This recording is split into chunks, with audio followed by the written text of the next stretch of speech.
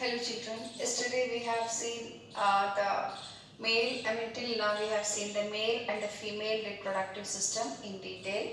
Now let us see the next, what all processes will occur for the gamete formation in the gonads.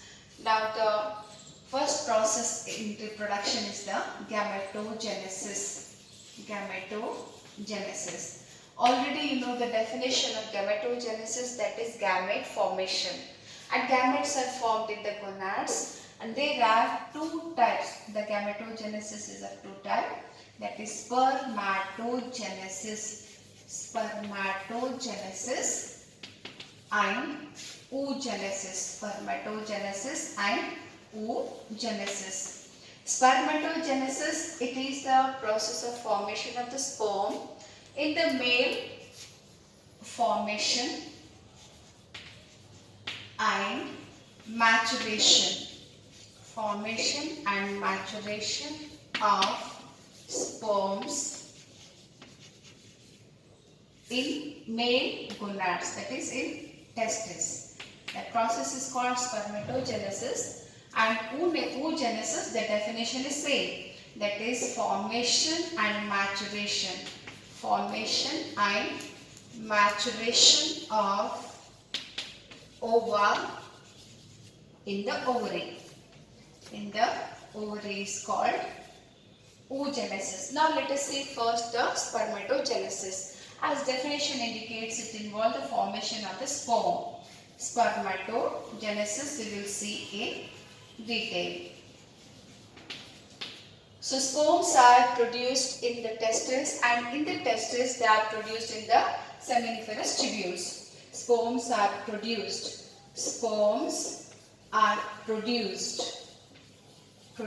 in the seminiferous tubule. And you know that seminiferous tubules are the structural and functional units of the testes. And these seminiferous tubules are lined by germinal epithelium, as we have studied the structure of the seminiferous tubule. So germinal epithelium, there are two types.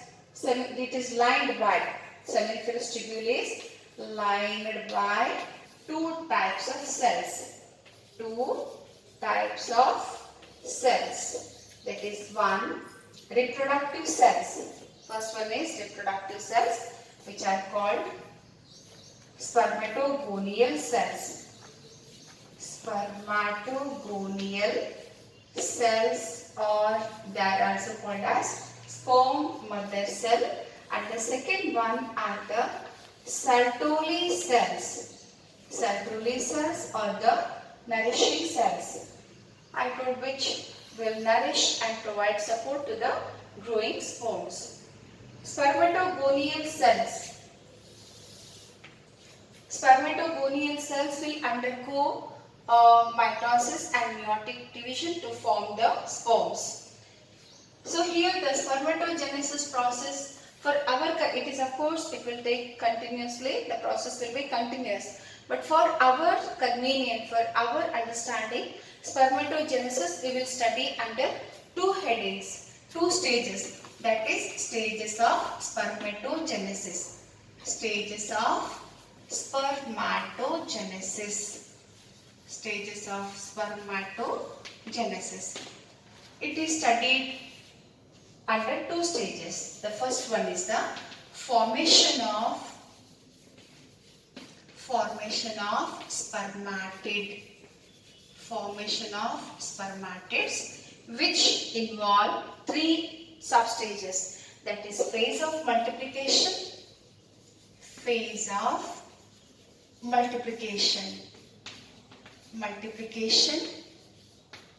and phase of growth.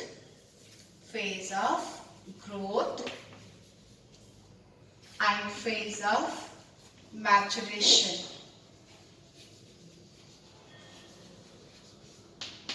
And then the second process is the spermiogenesis. Where spermatozoa is formed. So these are the stages which we will study under spermatogenesis. Now what did I told? we were discussing about the process of reproduction in the human beings. And first we are going to the gametogenesis. Gametogenesis, it is the production of the gametes in the gonads. There are two types of gametogenesis, spermatogenesis and oogenesis. Spermatogenesis, as the name indicates, the formation. Genesis is the production. Formation and maturation of the sperms in the testes, that is male gonad. Oogenesis, it is a process of formation and maturation of ova in the ovary. Now let us study about the spermatogenesis.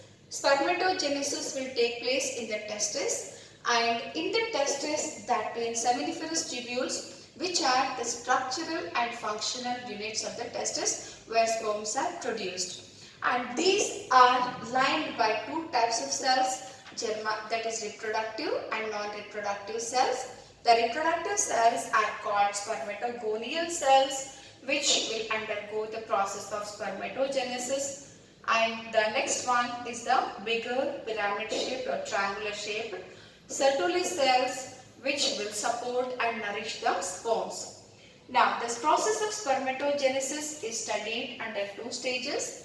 First one is the formation of spermatid, and the second one is the spermiogenesis. Formation of spermatid is studied under three substages, that is phase of multiplication, phase of growth and phase of maturation. Formation of spermatid involves the formation of inactive, non-motile, non-functional spermatid. And those spermatids which are non-functional, inactive and non-motile will become active, functional and motile in this spermiogenesis process. Now let us see the spermatogenesis process in detail. Now let us see the process of spermatogenesis. Its diagrammatic presentation. So seminiferous tubules are lined by the germinal epithelium. I drew only the spermatogonial cells. I did not draw the Sertoli cells. So these germinal epithelial cells will undergo continuous mitotic cell division. So here I have taken only one cell. Let us see the fate of this germinal epithelial cell. When the male reaches the puberty, around 13 to 14 years, when a male reaches the puberty, at that time the gonads will get mature. What is puberty? It is the maturation of the reproductive organ, that is gonads. So here when the gonads will mature, the germinal epithelial cells will undergo a process of spermatogenesis. So here the germinal epithelial cell, which is called sperm mother cell, will undergo continuous mitotic cell division. So here two types of cells are formed in the seminiferous tubule. 50% of the cells will get converted into a stem cell. That is, they are called type A cells, and they continuously go on dividing. They continuously go on dividing to form the spermatogonial cells. So lifelong, till the male survive, till the old age, the spermatogonial cells will be forming. That is why in the males, the capacity of reproduction lies till the old age. In the female, it is not so. So type A cells are the reserve cells, or you can say they act as a stem cells. They act as stem cells. And other 50% of the cells are called as type B cells. And these type B cells will undergo further process of spermatogenesis. So these type B cells will undergo a next process which is called as growth phase. So growth phase in the male, in the spermatogenesis, it is a very short period. For a brief period, the spermatogonial cell will accumulate the nutrition from the Sertoli cell.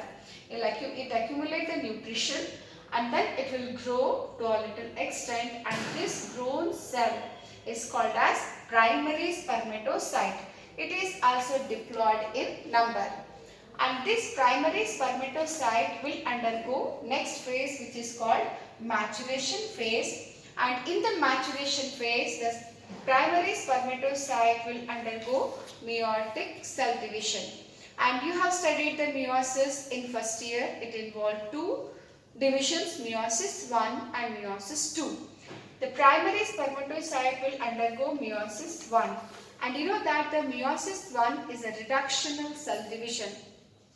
And here the prophase 1 will take a more time, because here the homologous chromosome pair, that is synapses, crossing over and recombination will occur in the meiosis 1. So all these processes will take place in meiosis 1, and it forms two haploid cells. These two haploid cells are called as secondary spermatocytes. And these secondary spermatocytes sincerely will enter into the second meiotic cell division. I told you it is a equational cell division where the chromosomal number is maintained constant. Each secondary spermatocyte will divide to form two cells which are called spermatids. Thus, here in the maturation phase, from the primary spermatocyte, 4 spermatids are formed. So this is the process of formation of spermatid. So what I told till now, process of formation of spermatid we will study under 3 headings: multiplication phase, growth phase and the maturation phase. So multiplication phase, here the cells will undergo mitotic cell division. The germinal cells will undergo mitotic cell division to form the spermatogonial cells, and these spermatogonial cells are divided into two types depending upon their nature. 50% of the cells act as a stem cells that continuously go on dividing, and the 50% of the cells will enter into the spermatogenesis process, which are called type B cells. And these type B cells will undergo further process, that is the growth phase. And here in the growth phase, the spermatogonia will accumulate. It will accumulate the nutrition, and this period is very short in the spermatogenesis, and this is called as primary spermatocyte. So this primary spermatocyte will undergo the next maturation phase, which involves meiosis. So in the meiosis, the primary spermatocyte will undergo first meiotic cell division, where it is a reductional cell division. The diploid number of chromosomes will get reduced to the haploid, and it is very important as synapses, crossing over, synapse formation will take place, crossing over will take place, thus the recombination of the chromosomal segments will take place, and thus it is very important. And these secondary spermatocytes will undergo next meiotic 2, which is an equational cell division. Thus 4 spermatids are formed. That is, from 1 spermatogonial cells, 4 spermatids are formed. So these spermatids are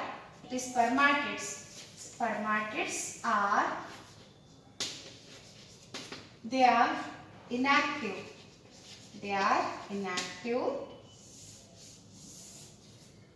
Non-functional and non-motile cells. So that is about the spermatids. These spermatids, next they will undergo morphological and physiological changes. You will see the differentiation of spermatids into sperms. So here what will happen, in the spermiogenesis process, the nucleus will become condensed and acrosome formation will take place.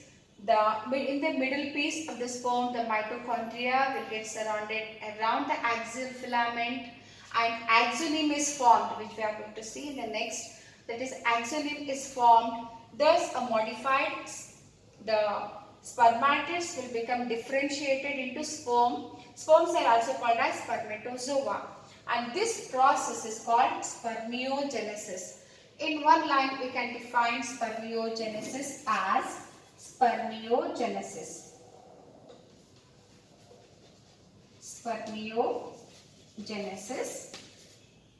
So here the sperm, the inactive sperms will become active. Inactive sperms will become active. Non-functional sperms will become functional. They will become functional.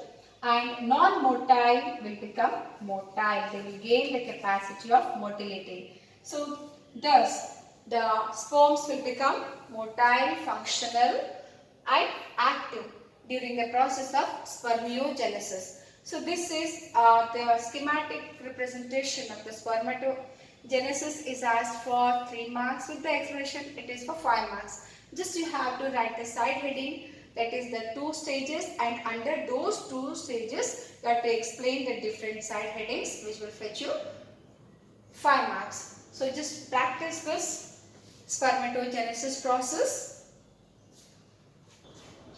Now it is the structure of sperm. Sperm is also called as spermatozoa. Sperm is tadpole in shape. It is just like a tadpole. Here we will see mainly 3 parts. That is head of the sperm, middle piece and the tail. The head is a pear-shaped structure. It is oval in shape, and sperm fully it is covered by the plasma membrane. I did not label the plasma membrane. It is covered by plasma membrane. So in the head region you will see highly condensed nucleus. Highly condensed haploid nucleus which has the paternal chromosomes. And on the nucleus you will see acrosome, a cap-like structure. It will form a cap-like structure on the nucleus. And this acrosome is formed from the Golgi complex. That acrosome is formed from the Golgi complex. Let me write here. Acrosome. It is a modified Golgi complex. Modified Golgi complex. Golgi complex or Golgi apparatus you can say. So the acrosome is formed from the Golgi complex, and this acrosome is having hydrolytic enzymes. It contains hydrolytic enzyme. Contain hydrolytic enzymes. Enzymes like hyaluronidase.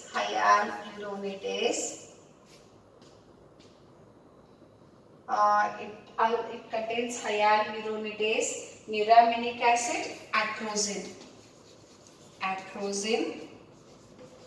and neuraminic acid. So the acrosome, it contains hydrolytic enzymes which include the hyaluronidase, acrosin and neuraminic acid. So these contents will help, they have got the capacity of lysis. It will dissolve the egg membrane, and mainly these are the enzymes which will help in the penetration of the sperm into the ova. So that is about the acrosome. And at the concavity, at the basal region, there is a small depression, and in that concavity, proximal centriole is present, and below that, distal centriole is present. And this distal centriole, it gives rise to axial filament. Between the head and the middle piece, a small neck, a narrow neck is present which connect head to the middle piece. And middle piece is very important. It is also called as engine of the sperm. Engine of the sperm, because here the axial filaments, they are covered by the mitochondrial sheath. So because of the presence of mitochondria, this gives energy. It is called engine room of the sperm. So provide energy for the motility of the sperm. So mitochondrial sheath is also called as Nibelken sheath. It is also called as Nibelken sheath. So this axoneme is also called as axial filament, and this continues further.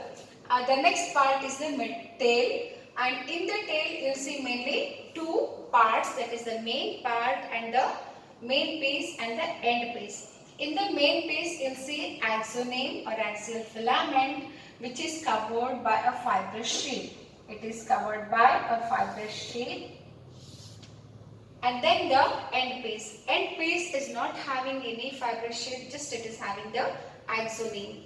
So this end piece, the tail, what you say, this tail will help in the vibratile motion. Because of this, the sperm can move. That is about the sperm. Now let me once again repeat.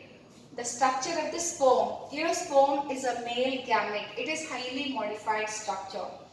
This male gamete is produced in the seminiferous tubule, and here you will see mainly three parts: head, middle piece and the tail. Head is pear-shaped structure which is having mainly two parts, that is the nucleus and the acrosome. Nucleus is highly condensed, which contain the paternal chromosomes which are responsible for the male characters, and on this nucleus you will see acrosome. Acrosome, it is formed from the Golgi complex which contain hydrolytic enzymes. It mainly contains three enzymes like acrosine, hyaluronidase and uraminic acid. They will help in the penetration of the sperm into the ovum. These lactic enzymes have got the capacity of dissolving the egg membrane.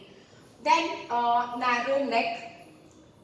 So here you will see the centrioles. At the concavity of the nucleus, you will see proximal centriole, and distal centriole is present below the proximal centriole. And this distal centriole will give rise to axial filament. This axial filament in the middle piece is covered by mitochondria. It will encircle the axial filament, forming a sheath-like structure. So this structure is called mitochondrial sheath. So this middle piece will provide energy for the motility of the sperm. That is why it is called engine room of the sperm. The mitochondrial sheath is also called as Niebuhr sheath, and then comes the tail region. And in the tail is the longest part of the sperm. It is the longest part of the sperm which has got two main important parts, that is main piece and the end piece. So in the main piece you will see axial filaments along with a thin fibrous sheath, and a little cytoplasm is present. And at the end you will see the end piece which has only axoneme. Because of its vibratory motion, the sperms can move during fertilization.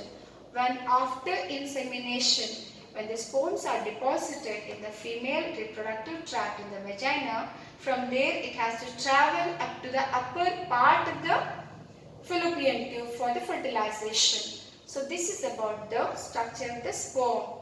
So it is very important for theory as well as of course for the CET and NEET. For the theory, it is asked for 5 marks and it can be asked for 3 marks also. If it is asked with the explanation, it will be for 5 marks. Only diagram is for 3 marks. Just copy down the diagram. Now let us begin with the process of oogenesis. Oogenesis, it is the process of formation and maturation of ova. That is formation, let me write, formation and maturation, of ova in the ovary. So this oogenesis process will begin in the fetal life itself, when the female baby will be developing in the womb of the mother. So by 25th month, from the germinal epithelial cells, the oogoneal mother cells are already formed.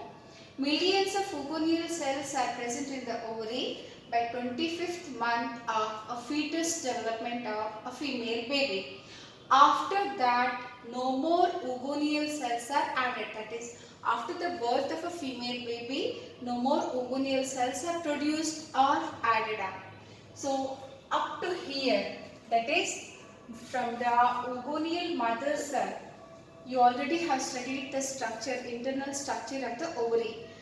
From the germinal epithelial cells, many oogoneal cells are formed, and those oogoneal mother cells, they are formed up to 25th month of the fetal development I told.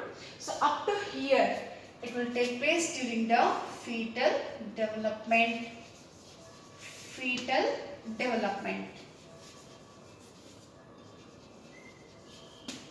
Afterwards, no more oogoneal cells are added up to the ovary.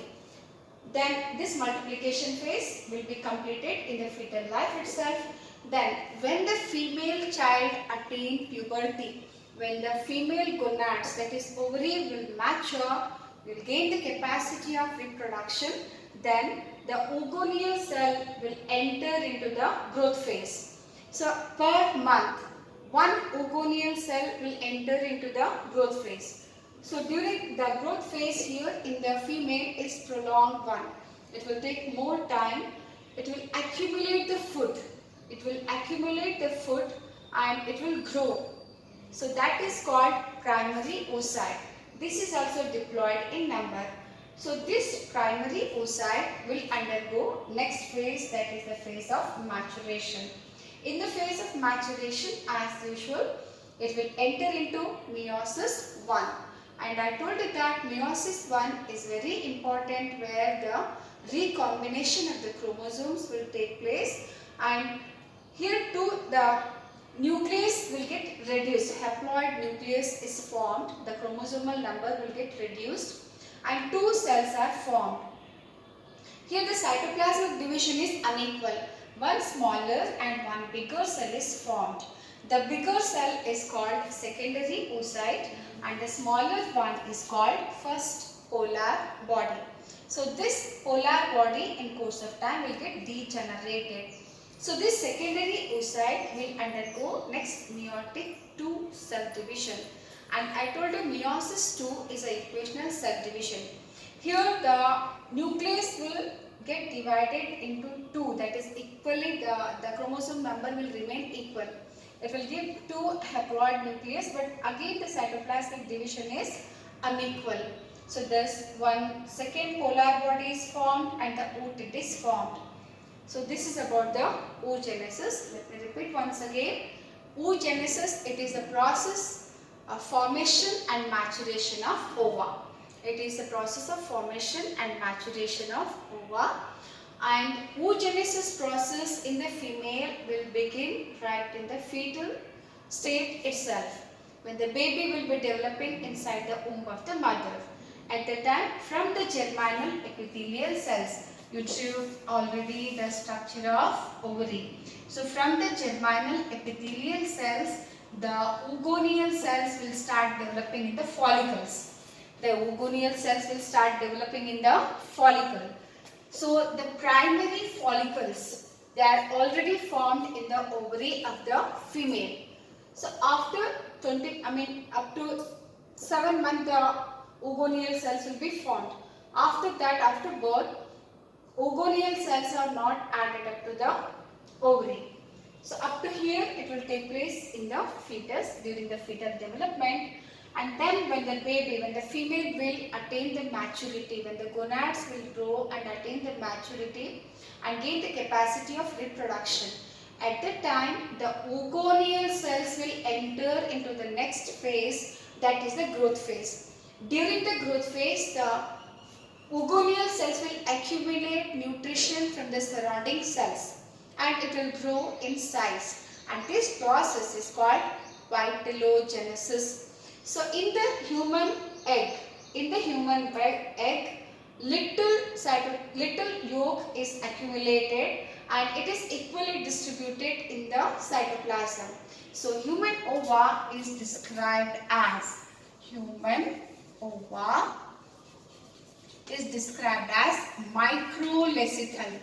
microlecithal. That is the presence of little amount of yolk in the cytoplasm of the egg, and isolecithal. Isolecithal, the yolk is distributed equally in the cytoplasm.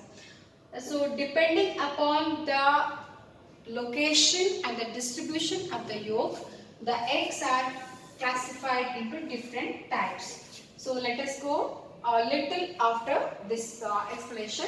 So human ova is described as microlecithal and isolecithal. Micro means little amount of yolk is present in the human ova. Isolecithal, the yolk is equally distributed throughout the cytoplasm. Well, so we were at growth phase. In the growth phase, the food will get accumulated from the surrounding cell and it is a prolonged phase. And here the Hugonian cell will grow, and this stage cell is called as primary oocyte, which is diploid in nature. And after growth phase, this primary oocyte will undergo maturation phase. In the maturation phase, the primary oocyte will undergo meiosis, cell division. In the first meiosis, the chromosomes will get reduced to half, that is, it is a reductional cell division, and the cytoplasm will divide unequally. So one smaller and one bigger cell is formed. The smaller cell is called polar body, and it is the first polar body in the process of oogenesis, and then the secondary oocyte, which is haploid in nature. And during this secondary oocyte itself, the ova is released from the Graafian follicle, which we have studied yesterday. That is, during ovulation, the ova is at secondary oocyte stage. The second meiotic division is not completed. It will get completed when the sperm will penetrate into the ova. But then also let me complete this one. When the sperm will enter into the secondary oocyte, the meiosis II division will get completed. The second polar body is released and fertilization will take place. Now, there is no confirmation that whether the polar body is going to divide further or not. So, in the oogenesis process, two polar bodies are formed. And in the oogenesis process, from a single oogonial cell, only one functional ootid is formed. So that is about the process of oogenesis. And every month, only one oogonial cell will undergo the oogenesis process and it will form only one functional ova. So this is about the process of oogenesis. I told you that the egg is classified depending upon the presence of the yolk. So based on the amount of yolk, ova is classified as meghalesical, that is the presence of large amount of yolk, and then microlecital. Meghalesical is also called as macrolecital. Both names will do. Microlecital, that is presence of little amount of yolk, and then mesolecital, that is presence of moderate amount of yolk. So these three classifications are based on the amount of yolk in the egg. Next, based on the location. Based on the location of the yolk. Now, telolecital. So here yolk is deposited on one side of the egg, and centrolecital, that is yolk is present in the center, and then isolecital, that is yolk is distributed throughout the cytoplasm. So this is about the classification of the egg based on the distribution and location of the yolk. Now we have studied the oogenesis process. Copy.